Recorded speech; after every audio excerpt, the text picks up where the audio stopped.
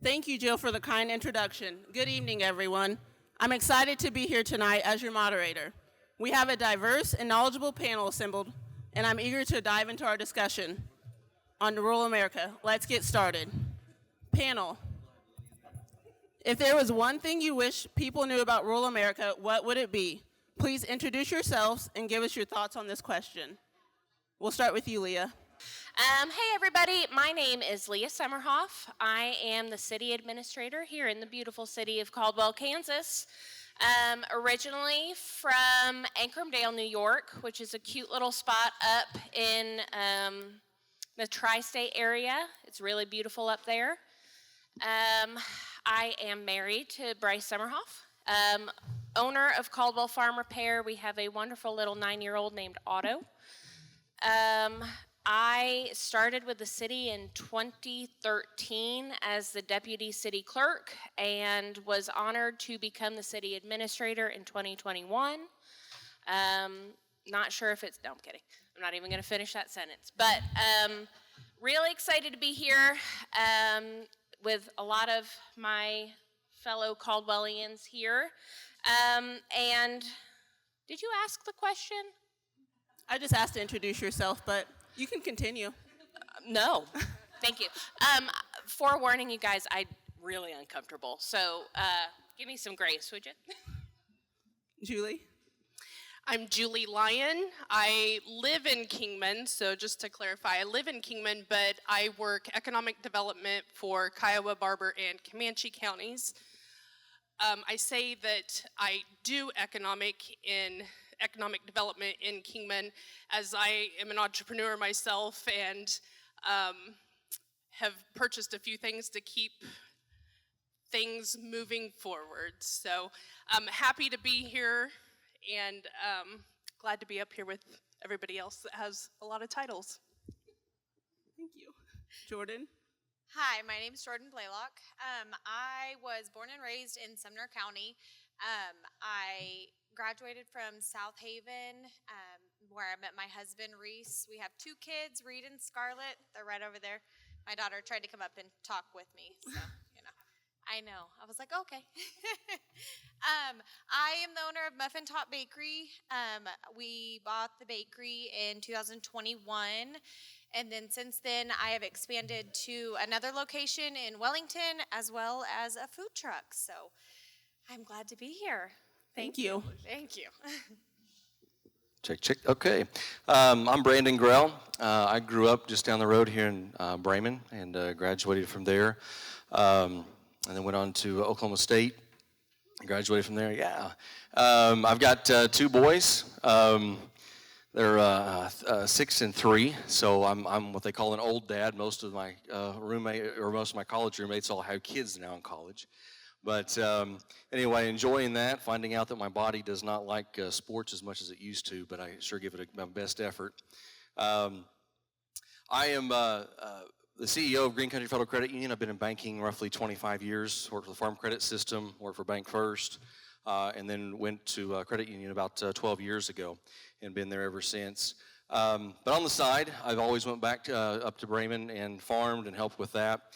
And I believe it was 2021 we decided or 22, start a meat processing facility. So long story behind how that got going, but yeah, we're in the process and the final stages of getting a meat processing facility built there that has the capacity to do 30 to 40 head a week. So it's not a big plant, but it's big enough that it'll give you a headache. So anyway. All right, good evening. Brady Sidwell from Goldtree originally, and I think about 5% of our population is at the head table here. So I'm also an old dad, I guess. A lot of the people that I went to school with are, I guess their kids are graduating high school at this time. But so from Goldtree originally, entrepreneur, I guess, or small business owner of a number of businesses. I've definitely tried and am trying a lot of things. So we've got businesses in a lot of the small towns, I guess, in rural Oklahoma. So Goldtree, Kremlin, Enid, as a base, Medford, Kremlin, did I say that? So we've developed all in agriculture, post-farm, kind of value-added supply chain, We've got a brewery and Enid restaurant that supplies local beef or serves local beef, and we supply also to restaurants throughout the state of Oklahoma. We have a flour mill as well that we've got to connect on.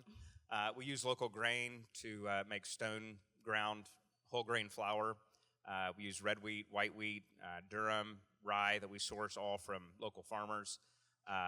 We source barley from local producers and corn to put in deer corn, and really trying to fill the gap in a supply chain in the food system and make a scalable outlet for local supply. So I also went to OSU, so sorry, Brian. After that, I got interested in international business and spent about 10 years in Asia. I didn't expect to do that in the beginning, and worked in banking and also food supply chain, and came back to Oklahoma and back to the farm basically in 2016. And since then, have kind of started all these different operations and started a family. And I have 2 little kids, 2 and 3 years old. So just getting started, but they keep the pace, with all of our small businesses, and so it's high energy. But glad to be back in Oklahoma and in our rural communities, and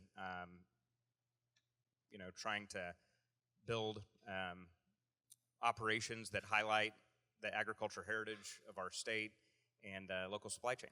Thank you. And I'd like to say thank you to Kanokla for having us here tonight, and thank you to the members for being here. I'm Rick Rogers, 32-year educator. Probably the most promising thing I took out of Oklahoma State was my wife, Karen, who is back there, who begged me not to introduce her. But true story, she turned me down for my first date, but she kept sitting by me in class, and so eventually we went out, and it's been great spending my life with her. I've been a teacher, a counselor, a principal, and a superintendent at Shidler Public Schools in Shidler, Oklahoma for the past 6 years. Really excited that we built a brand new high school, and then through private donation, we secured a little over $1 million to renovate our elementary school. If anyone happens to be over in the area, we'd love to have you stop by and see our beautiful facilities and wonderful school.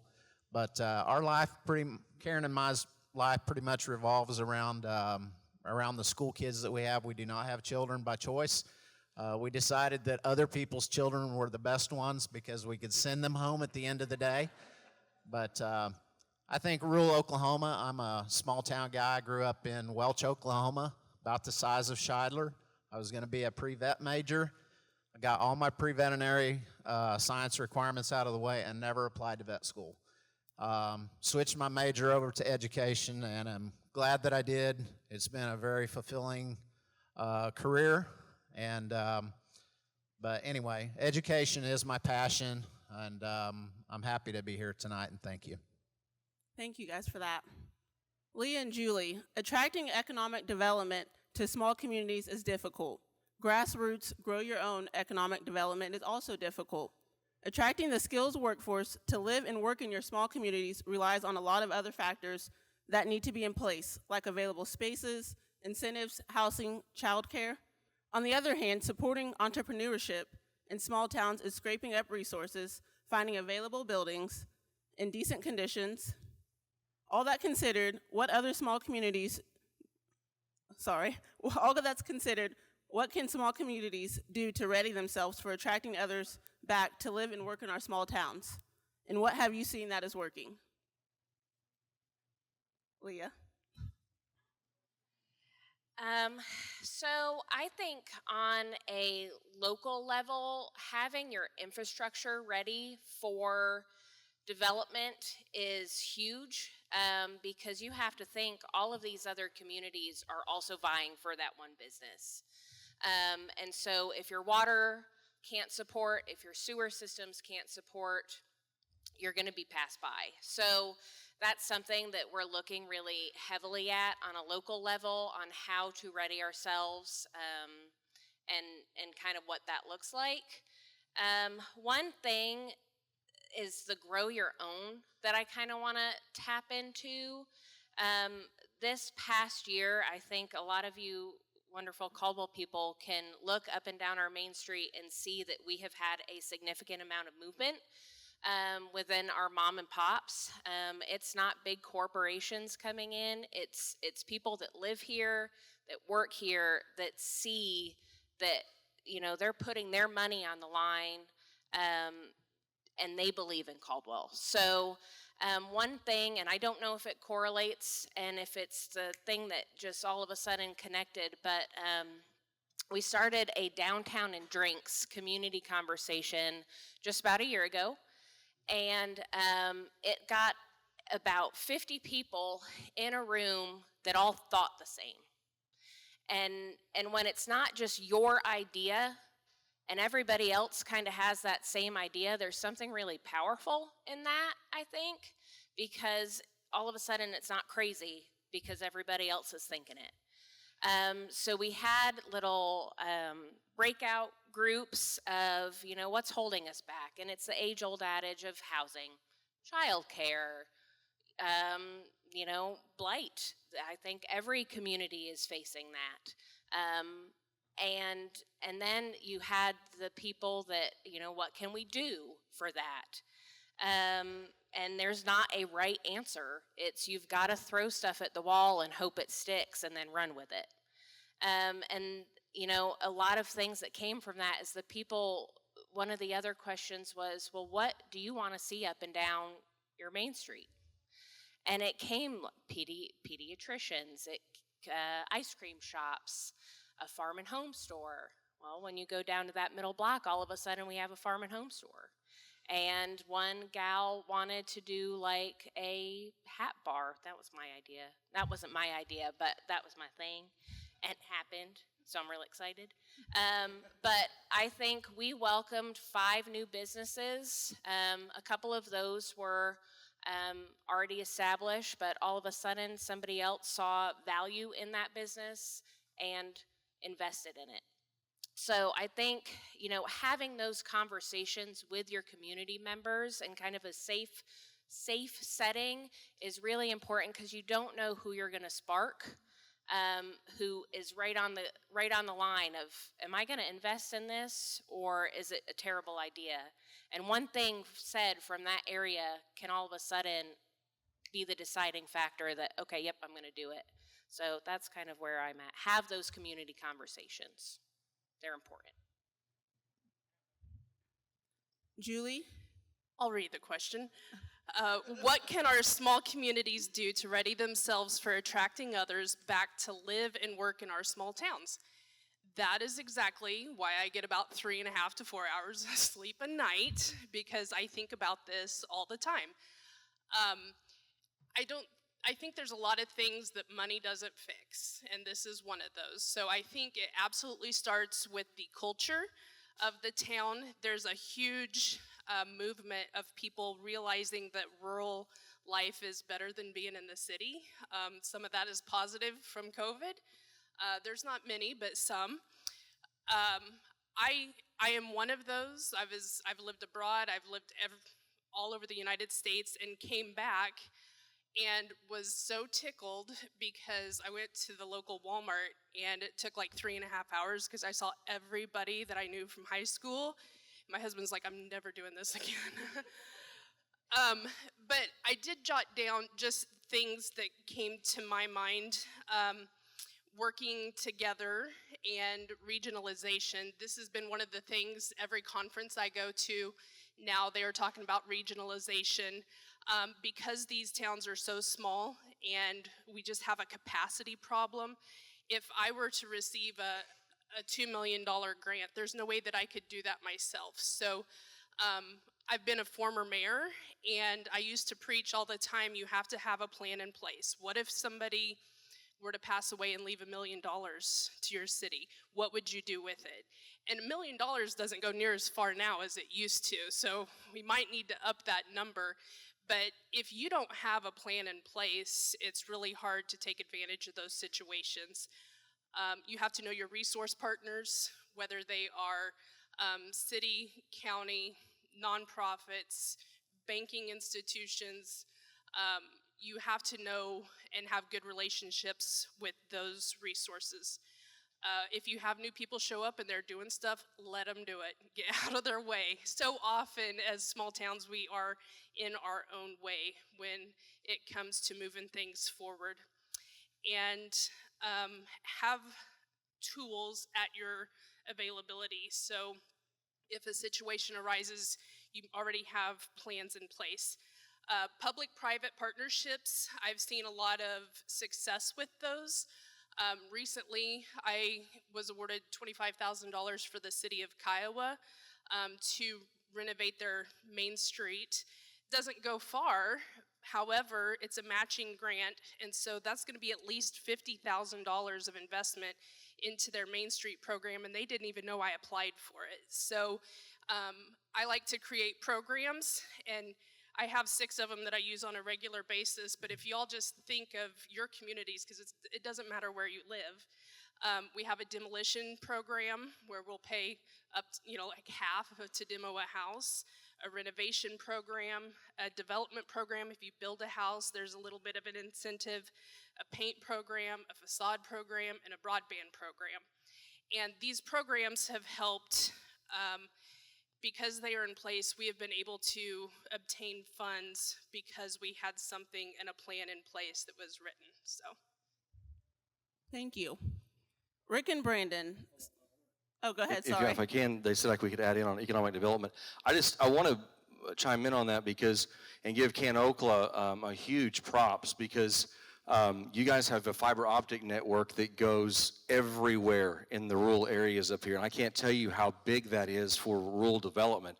I live just outside of Tulsa, and matter of fact, my office is in Tulsa area. It was going to cost me $20,000 just 5 years ago to bring fiber optic 200 feet into my building. Now, I negotiated with them and got them to do it, but we were needing some cameras and stuff put up at the farm there in Bremen, and one of my brothers called me and he said, "You're not going to believe it, Dustin, who lives there, has fiber at his house." I said, "No, he does not. There's no way." And so when Dustin got home, I said, "Take a picture of that box on the outside of your house so I can see that and open it up. I want to see." And he sent me a picture. I could not believe that in the middle of nowhere, he had fiber optic connection. And it is huge that you guys have CanOkla providing that to your members. For our meat facility, that's going to allow me to be able to connect remote sensors and monitoring and do a lot of the data work that needs to be done remotely. Therefore, I don't have to have somebody there on staff or on hand to see all that.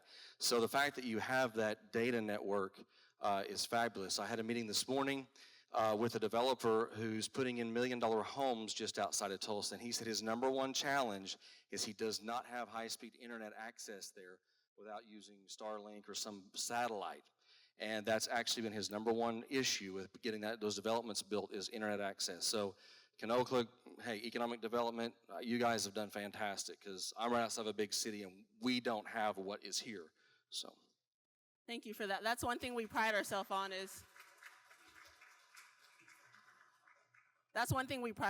here at CanOkla is connecting rural communities. Rick and Brandon, skilled workforce can be a bottleneck in preventing economic prosperity from finding its way more easily to our small communities. Brandon, you mentioned in your comment there's a shortage of labor, not just a body for a job, but reliable and quality labor. With technology and precision farming, the operator of a 500,000 piece of equipment has to know how to operate a computer as well as drive and maintain the equipment. Finding people that are trustworthy and capable of this task is very challenging. Rick, you educate this workforce at a pivotal time in their life, shaping what direction they go in. The possibilities of lifting up all rural areas with more prosperity depends on attracting a skilled workforce to live, work in, and create businesses in a small community. All that's considered, what do you see as something our small communities can do to ready themselves for attracting others back to live and work in small towns?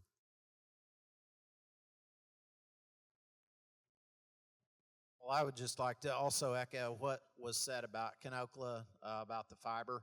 That was huge. When we built our new school, I approached CanOkla and said, "Hey, would you run fiber to us?" And they said, "Absolutely." And so I really appreciate that they did that for us. I think from the standpoint Julie mentioned, the need to connect and expand and form partnerships, I think that's critical. At our high school, we have a private scholarship fund for every graduate, every student, regardless of performance in school. They can qualify for $3,000 a year in guaranteed scholarship to further their education. We've had kids that have gone to welding school. We've had kids that have gone out and fast-tracked to get CDL licenses. We have kids that have gone to four-year institutions, and now kids that are doing their master's programs. But that's huge to understand the investment after high school that it takes to sometimes get a qualified workforce. I would love to be able to partner with some of the business people to be able to offer internships to our kids, apprenticeships for our kids. Schools have tremendous flexibility to be able to offer academic credit for those kinds of things. There have been things in schools in the past. We're not doing those right now, but I'd love to see some type of partnership where we could use some students to renovate some of our old houses in towns, to remodel those, and possibly with some business influx of capital into that, we could provide the labor, I guess, so to speak, and that be a learning experience for kids as well. So I think there are a lot of opportunities for us to work together more so than we are. And I think sometimes schools don't do a good job of reaching out to the business community like we should, and vice versa. I think sometimes the business community may just not know how to approach the school and say, these are our needs. But I will tell you that at our school, and I think most schools, you'll find that people want to work with businesses to provide opportunities for our kids. We are interested. I'll give you my number. He's right, and even soft skills with some of the kids. And what I mean by that is, communication, just talking to each other has become a real challenge. I've been in interviews where I wanted to ask, just give me your phone number and let's just text each other, and we might get more out of this. Because kids and people in this generation, it's texting. They don't have that soft skill of communication. We have a couple of interns that work for us now, and that's one of my challenges. Is I've tried to go down and talk to them, and it's not they're smart, but they're so used to a screen or that sort of interaction that getting that face-to-face is challenging. And so I think Rick is right. I think that's where businesses, we could come into the schools and help do mock interviews and teach the kids some of these soft skills they're going to know or need to have to get placed in the workforce. I will say very briefly, I was in Coweta at a livestock premium auction. And so obviously a lot of kids there from the rural areas. And we were in a crowd. It was about twice this size. And you know the alerts that you get on your phone, the Amber Alerts, and it blares, and it's always at an inconvenient time and annoying everybody.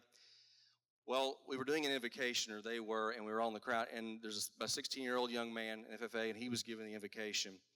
And halfway through that, there was some alert that went off. And you can imagine all the phones in there that went off. That kid didn't miss a beat. And he said, "Dear Lord, whatever thunderstorm or tornado you have coming this way, please divert it around us," and just kept going. And I say that story to say, I looked at him and I thought, that kid, he's going to be all right. He's going to make it. He can communicate. Even adults would have stumbled. I would have stumbled over that and just been like, okay, do we all need to evacuate the building? He didn't miss a beat. So there are good kids out there. I know there are, and there's a lot of them. But I think some of those skill sets, I don't know if he was in debate or speech contest with FFA because he was an FFA kid. That's what I was forced to go through as a kid, was a speech contest. I didn't like it. But now I can say it is one of the most valuable tools that was given to me as a kid, was being forced to go through a speech contest. So, Thank you, Julie. In fact, if you don't mind, Julie, if I could just say one more thing about that. I think what our kids in schools lack so much of is purpose. And whenever a student has that light come on and they have a goal and they have a place that they know they want to go, and probably the best example are kids that enlist in the military, because they know exactly what they're doing, they know exactly where they're going, and they have found their purpose. And kids that could connect with something beyond high school, whether it's through some business opportunity that they know they have a job to go to, I think that is a critical thing that we need to do a better job of with our kids, is helping them make that next step and knowing that there is something good waiting for them when they graduate from high school. Julie, on the economic development part of that, how do you help with the skills workforce? Workforce. Okay, so we all need workers, and so we do interviews and then we hire them, and then the next question is where are they going to live? And so housing has been one of our biggest challenges, and I kind of go back and forth like the chicken and the egg thing. So we need them to work, but they need a house, and so then we find them a house, and then if they have families, because that's what we want to recruit, is young families to make our town vibrant again. If we don't have childcare, then they can't go to work. So it's this big cyclical thing. So when I first started as an official economic development person, I intentionally didn't have kids, and so I'm like, I don't know anything about that or childcare, so I don't want to deal with it. But I realized that it was one of the most crucial and critical pieces to bringing, and not even just bringing people to town, but keeping our town alive. And so because of the resource partners and the regionalization that I've developed over the past 3 years, I've been able to open 2 new daycares in Kiowa County. I'm getting ready to open a 3rd. And then we partnered 3 separate counties together to apply for one large grant and got $2 million. So we're adding 400 childcare slots across what has now turned into 5 different counties, because I think I don't have county lines in my brain. And so I'll work with anybody that wants to work with me. And we've been able to add a ton of daycare slots. Now the challenge is finding who's going to run those daycares, you know. And we've had to change our model. If you have troubles hiring teachers or nurses, you don't want to put a daycare center in because the requirements are just too much red tape. So we've learned how to work around that. And I've been blessed to say, you know, if we have extra daycare slots, we will fill them and we will have workers. So we won't ever have extra. Thank you for that. Jordan and Brady, entrepreneurship is the heartbeat of small towns. When Kansas and Oklahoma were still in their frontier state 150 years ago, small business owners were called proprietors. Now we use entrepreneurs. But with the same intent, what are the hardest obstacles you have to overcome in starting your business in 2 of CanOka's member communities of South Haven and Goldtree? And what are some of the old mindsets that were useful for their time but maybe no longer serve us when trying to attract the small business owners to invest their lives and livelihood in our communities?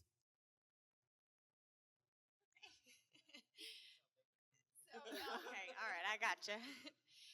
So for me personally, coming from a culinary background, it was a challenge to understand the business side of it with buying and running and maintaining businesses.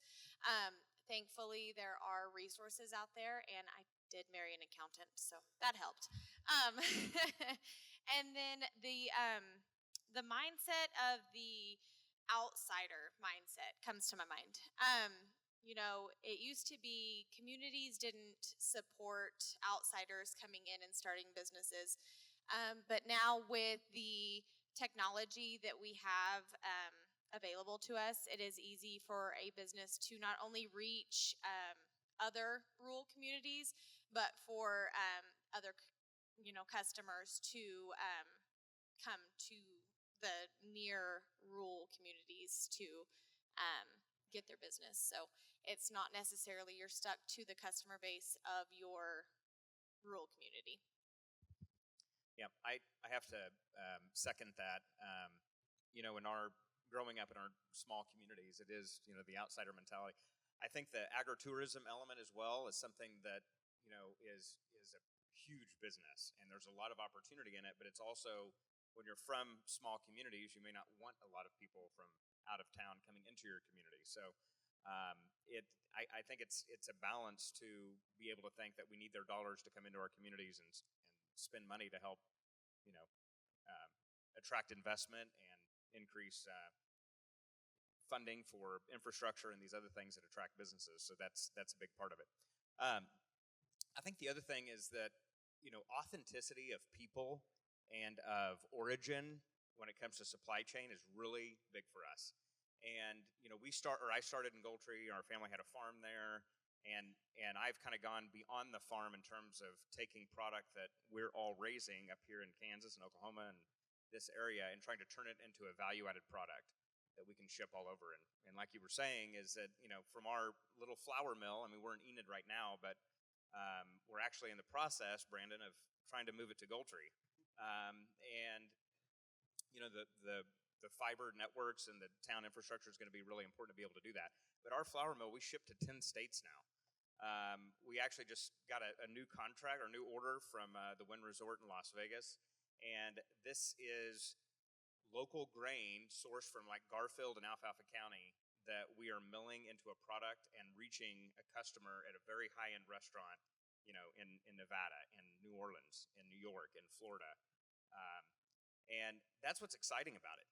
And those people don't have to come here too. So we can reach them without, them having to be here. But, the infrastructure is a huge deal, and authenticity of our product and our story, also being able to get outside of the city limits of some of the bigger towns that may have more red tape, I think is something we really need to sell for our rural communities, because while there's code and we want to do the right thing when we're developing businesses, it's a way to attract these businesses to be able to expand and probably have a counterpart in the city and being able to work with them. And it's a lot easier because they're actually trying to attract and not stop business. So we're looking forward to bringing that flour mill to Goldtree. It kind of connects with our agriculture infrastructure. And with our business, people want to know about the story, and I'm sure they do in yours too, and all of us. I mean, I've spent a lot of time in Chicago and overseas, and people love to hear about our life here. And again, it's back to the authenticity and consumers, and I think COVID has been a huge opportunity, in fact, that's changed this. People are interested to know where their food's coming from. They want to source it locally. They want to have an experience. They are willing to travel for it. They're okay with it, being domestic and maybe being more relaxed and not just total entertainment like we often see today.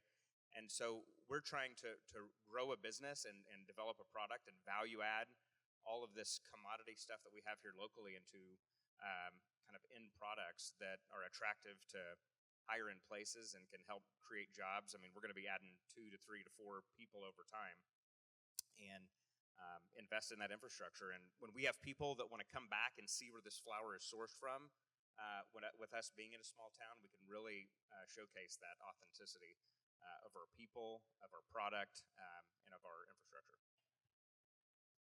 Brandon, do you have any thoughts on entrepreneurship in your small community?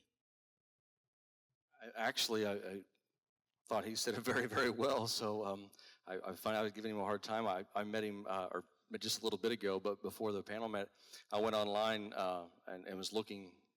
I saw all the names and companies he had, and I looked him up, and I went, that guy either doesn't sleep or I don't know. And so I commend him on all the different things he's doing. I think he could have probably done the panel by himself with all the A to Z things that he does. So, no, I think he did a good job on that one. Julie, did you have anything?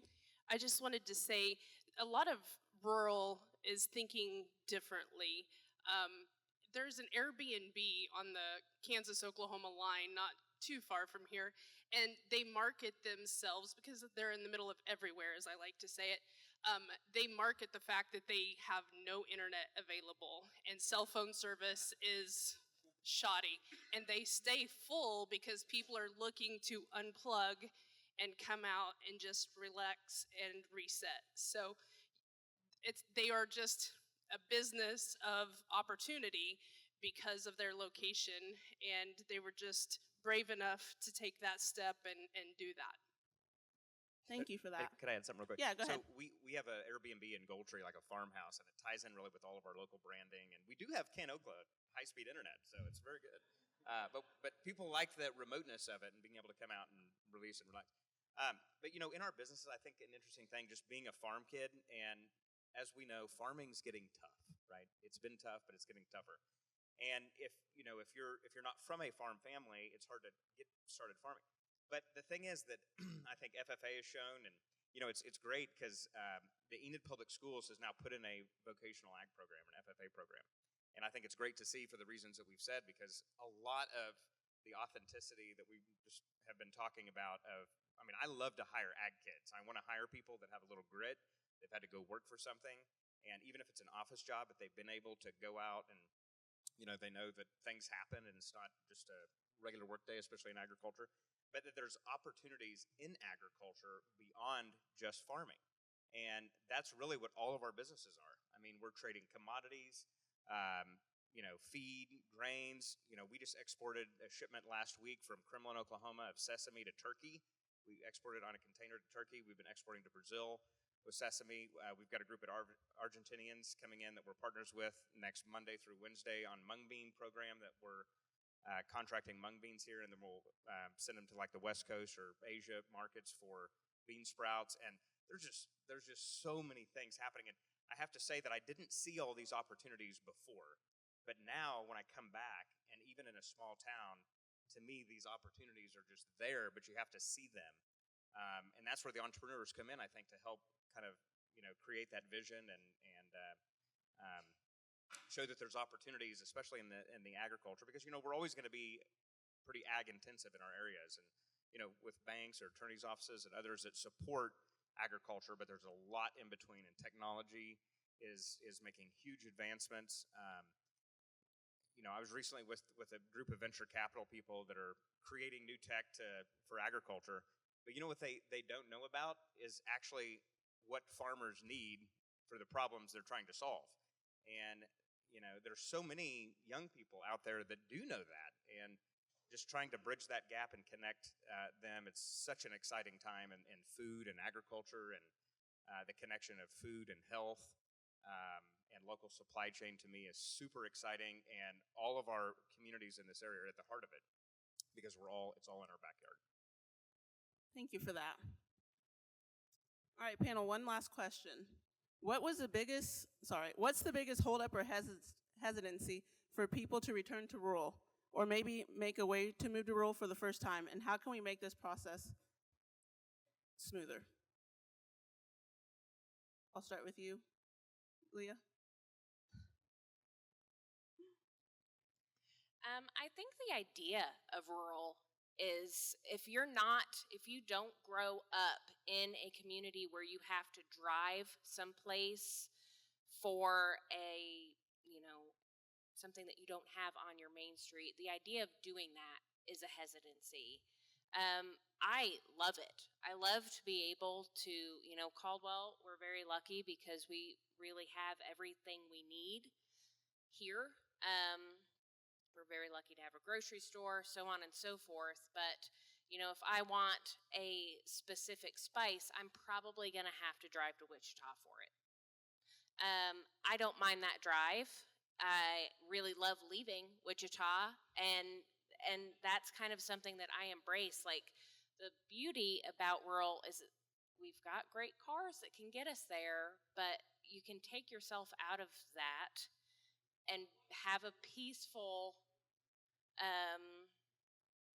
night's sleep. You don't have to necessarily hear cars and honking and sirens. And so once you can flip somebody's, and I think making progress on the aspect of rural is better, in my opinion, is talking about why rural is better. We are our best advocates for our communities. And so, don't be afraid to post on your Facebook about, the nice things that somebody did. People aren't necessarily nice anymore, but when you're in the crux of it and you have people looking out for your kids and things like that, that's the beauty of rural that I don't think people necessarily understand. So embracing that and talking about it and showcasing how nice people are 9 out of 10 times in rural America is a great start, I think. Julie? Oh, I was in San Francisco Tuesday, and so the whole traffic thing makes me very grateful to be back here. But I think oftentimes it's scary to move somewhere if you're not from there and you don't know the people that are staring at you because they don't know you. And You don't know all the resources. I think rural is the land of opportunity because you don't have people telling you what you can or can't do. I've been painting a mural on my fair board building in Kingman because I'm on the fair board and nobody told me I couldn't. So they just get it, you know. It was the ugliest building in the county. It's bad. But you know, I think about, I recently got a call. I get a lot of calls and people are looking for free money to start a business. And I'm like, doesn't exactly work that way. Wouldn't that be nice? And they wanted money for a new forklift, and it's really hard to get that to private businesses. But I started asking questions like, what do you use this for? Like, what do you do? They're in a shed, and I'll just say within 200 miles of here, because I'm not going to tell you where. And it ends up they're one of 3 people in the United States that do what they do. And the other 2 companies are aging. And so I'm like gigged out thinking there's so much potential here. So not only does he need a forklift, we need to build him a warehouse. We need to get him some new technology so his wife doesn't have to sit and manually go over and do quality control. So how can we get these resources? I've already started that process, and I think within 5 years there'll be a multi-million-dollar company in like yearly. So just knowing what's available and who to ask. So just be kind to people and know who your connectors are and what the resources you have in your community are. Jordan? I would have to say that convenience, like kind of what Leah was saying. I think it's scary not having that readily available at your fingertips. But what a lot of people in the cities don't understand is, I don't know if you've drove through Wichita, but it takes about as long to drive from one street to the next as it does to drive from a rural community to a city. And even touching back to that technology, I mean, you don't have to make that trip every time. Technology makes it to where, you can get things shipped to you. You can communicate and not have to drive, to get what you need all the time. So yeah, I think that just opening up that technology base for, as me, like a small town business, being, Facebook, website, all that fun stuff, it makes it to where the convenience is there. You just have to kind of reach for it. I think the pandemic actually changed a lot of things for a lot of people, right? But one thing I will say that probably did that was good is that people found out they could work remote. And as long as they had great internet connection, they can live no longer at their office anymore in the cities, and so they moved out. And I'm seeing quite a bit of that around where we are, people from all different states that are coming to get more in a rural area. So while there may be some hindrances to being in the rural area, like conveniences of getting to stores and just having the, pizza delivered, to your house. I mean, even where I live, I can't get pizza delivered either. So, didn't when I was little, so it didn't matter to me and my wife, different story. But, I think that the technology, I think there's actually a lot of opportunity for rural right now that hasn't existed in the past. And sometimes there was a stigma. It used to be when I was a kid, if you wore Carhartt, well, there's a poor farm boy or whatever. Now Carhartt is worn everywhere. The cool kids wear it. So I think the whole culture's even changed. So I think there's a lot of opportunity for rural out there for us. Not sure I remember the question, but some good things about rural, right? Yes. Why should people move to rural? Well, I think the good thing is, just I feel like everybody in this room, people want to revive their rural communities. I think that's really coming back around, and Caldwell's done a fantastic job in your Main Street. Main Streets all over the country, I feel like, are in the same kind of, people want to get Main Streets back going, and there's not chains that are in those Main Streets. They're local people, or they could be outsider people, but they want to live locally and are trying to bring something new to their community. I think the biggest challenge is really, it was posed in an earlier question about thinking differently and being able to, or being willing to,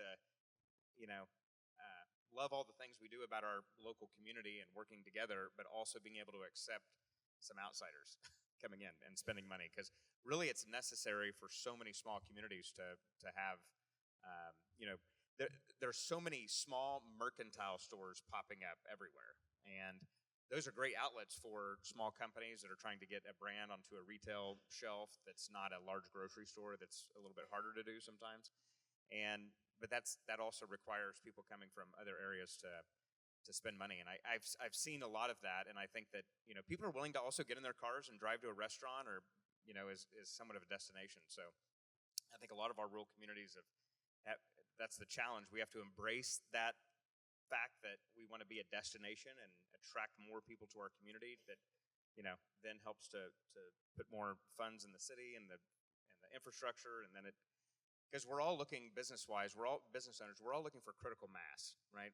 So if your buildings are painted and things like that, and things look nice, and you take pride in the city, and that's all those things help to build and get the ball rolling and get the critical mass going. And a few people are renovating houses or building something else, and street signs are new, and some of that doesn't take a lot of expense, but it makes a huge difference. You know, putting flowers on Main Street, having parades, you know, all these things that we love so much about our community. Other people that have not grown up in this setting really love it, and being able to serve as somewhat of a destination for people to come, and maybe you have your specialty that's different from the next community, that makes a reason for people to come there. But just, I guess, being able to tolerate, right, these people coming in from the outside, but knowing that that's necessary as well for future growth.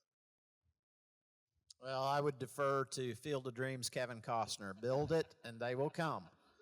And just a quick story about myself. I started my career in Stillwater Public Schools. And then for 12 years, I went out, did consulting work for the state, traveled all over the place, did a lot of national conferences, spent 12 years doing that. But when my time was up doing that, I decided I'm going to go back and work in public school again. I was offered a job at Tulsa Union with 2,400 students per grade. At the same time, I was offered a job at Fairfax at Woodland High School with 116 students. So I had my pick. I think a lot more people choose rural and would choose rural if those barriers aren't in place to keep them from doing that. And for us, one of the biggest challenges was affordable housing that is decent to live in, and a job that you can either drive to within a reasonable distance. So I think if people have housing and jobs, then rural will thrive. And if we don't have those two things, I think it's always going to be a challenge for us to have revitalized communities. So thank you very much again for having me tonight. Thank you all so much for participating on our first Rural Revival panel discussion. Let's give them a round of applause.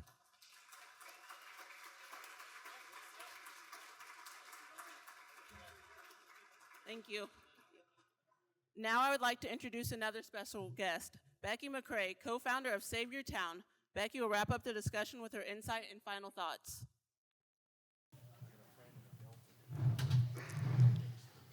People are doing amazing and heroic things in small towns. And I have the privilege of traveling around and visiting a lot of small towns.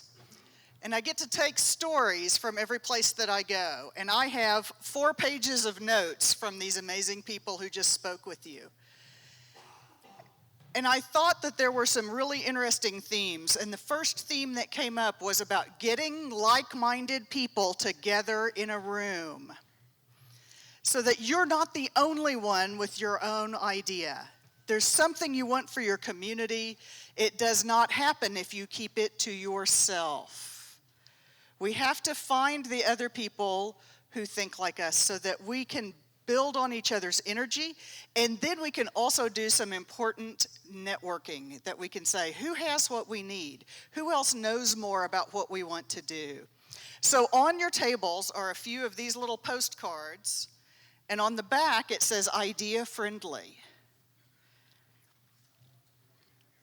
There's only a few. I'm sorry, I didn't bring enough, y'all. There's too many of y'all. Y'all had a good turnout tonight, and I wasn't ready. These ones look like this. So people who are not from our towns tend to think that our towns are closed to new ideas. There was a mention earlier about some old way thinking. And there are some people who will tell you things like, we tried that once. That's not how we do things here. But does that mean that we can't do amazing things together? We just heard from 6 people who are doing really cool things. Every one of you has done cool things and can do even small things in a heroic and cool way. And so I'd like you to think for just 1 second about something you'd like for your town. What do you wish your community could have that it doesn't have right now? So just give it a second and think about something you'd like to have. Oh, there's some plotting going on already. I like it. Because the first thing you need to do is gather your crowd. And that helps you find the other people who like your idea, who will help you make it happen. And then you build connections. That is where you start finding the things that you need to do, and then take small steps. So if I can leave you with one thought, it will be this. Be open when someone brings a new idea to you. Even if you think it maybe won't work, ask them how can they take small steps? How can they get started in the tiniest possible way? What's a little experiment that you can do to launch that idea into the future? I know you have a long business meeting ahead of you. I think it's going to go pretty quickly, and we've all eaten a wonderful meal, heard wonderful entertainment from our singer and our good panel, and thank you for your attention. Please go out and continue the important work you do in your community.